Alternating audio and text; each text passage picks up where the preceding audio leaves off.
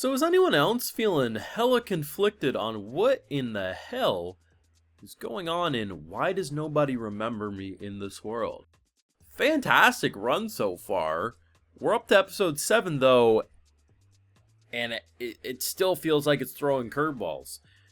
They are answering a lot, I think, about the whole idea of world reincarnation, but every time now, this is the second time in a row, like after like the first 3 episodes, it makes you feel like you're at the end of the story's run. And this episode, once again, makes me feel like I'm at the end of the story's run. Alfreya's up here working with this creature that seemingly is, the key to activating the reincarnation, the rewrite, and it turns out, no, Alfreya is just a pawn to be used, and if you say the magic word Sid, you get quite literally destroyed and replaced by a better version that it can use. So I guess on one hand, if we go up against the other heroes from the other species, we can just say the magic word Sid and most likely take care of business, I guess. I don't know. But what the hell's going on?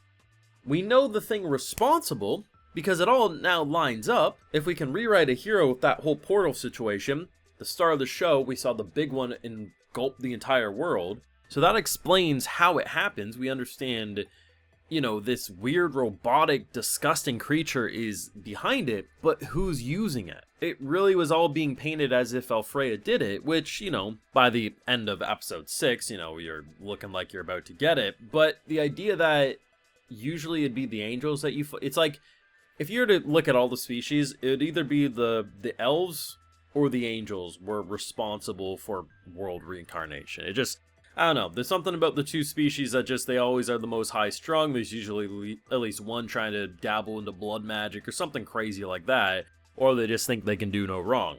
So, at the rate we're going, we're gonna go see the dwarves, maybe we'll see some fairies.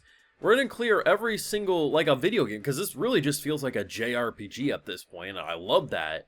But it's so conflicting because it keeps making me think, oh, this is the end. And then I'm like, wait a second, we're only at episode 7. I know this is a shorter light novel series, but still, I'm deep enough into this story that I understand the ideas that they're going with, and I don't feel confused when watching. I feel more confused by the existence that something structure like this can feel coherent while also have me saying I don't know where you're going with this.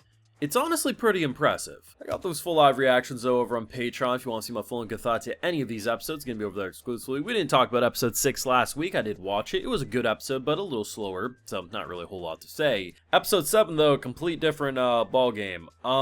This literally feels like, especially this moment, it feels like I'm playing Xenoblade. I gotta be honest. Like, Xenoblade Chronicles, I love, but like there's something about the setting in this episode, the characters we're going up against. I feel like I'm watching a 20-minute Xenoblade cutscene, and then I'm right in the action. It can feel like Final Fantasy to me at times, it can feel like Xenoblade at times. It's just, there's something about it, and it just feels great. I think, if you can play a game like a Xenoblade or even certain Final Fantasies that are a little more like, sometimes they got that cringy dialogue, sometimes they got that more on the nose, like, okay, like, it's a little playful, little banter. You enjoy stuff like this, but people who aren't really into that type of, style of storytelling probably are like, damn, characters just standing around, like, we have so many moments to talk and do stuff, and it's like, yeah, I mean, quite literally, Freya probably could have been saved, or at least we could have attempted. Like, he was getting consumed, and they just were standing there like, huh, cutscene time. And it's like, we probably could have done something, but seriously, who the hell's responsible? Because we rewind to what Vanessa, and honestly, Vanessa's whole thing of refusing makes it even more impressive, seeing how easily Freya was kind of consumed. You would think she's the one responsible because she's working with this creature that very clearly is a part of this whole reincarnation stuff or rewrite. And then once she's gone, she moved to the different hero. So like, was it Sid? Like, are we going the route? I don't know anymore.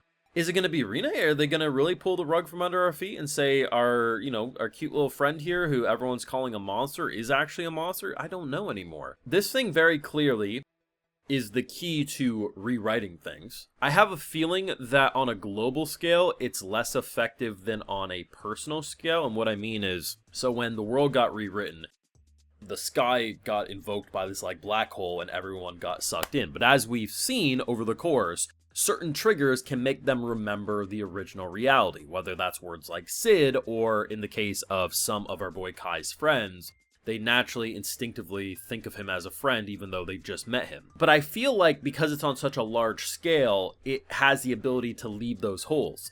But because it was applied to such a personal scale in this moment, I don't think there's any saving him. I think he's fully gone and this is a completely new entity, which is freaky. But it does leave the question, why not just immediately do that to anyone who opposes you? Maybe you can't, maybe there's a limit, maybe you can only do it so often, which is why it disappeared after it did it.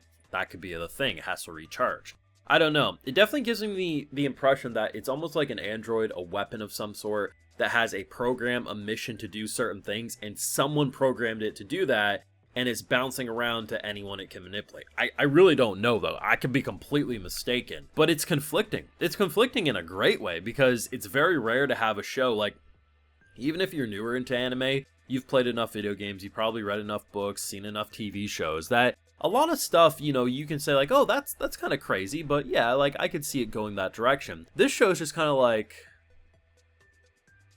how am I 7 out of 12 episodes in, and I feel like we're not only at the beginning of a story, but at the end of a story all at the same time. It's a very interesting type of whiplash. Now, as for the production of the show, I definitely feel like the second half of this season is showing more cracks than the first half. Not to say there wasn't some good moments, especially with Rina coming in, doing the sucker punch at one point, very, very good animation.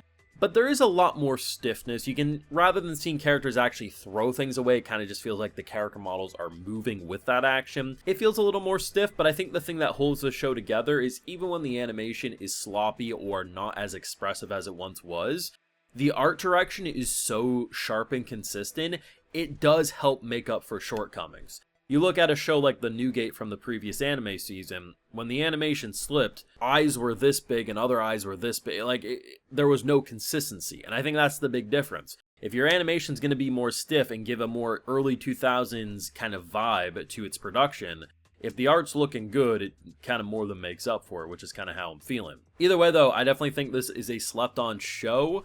Maybe not quite as slept on as a lot of shows it feels like this season, but still, this is a very unique show and something that I truly think is a hidden gem of the anime season. Let me know what you're feeling though down below. Be sure to leave a like if you enjoyed, subscribe if you're new around here. Of course, ring that bell, and like I mentioned, we got those full live reactions over on Patreon. And hey, while you're over there, I'll also give you a video shout out. Alright, so today we got Thor Linsgaard, Vi, Anthony Silva, Mac Velli, Christopher Stevenson, Shadow Clone Rex, Zane Zardongs, McLovin 408, Zudang, and we also have Pickrick 542. So I appreciate the support, everyone. Please take care, and y'all have a good one.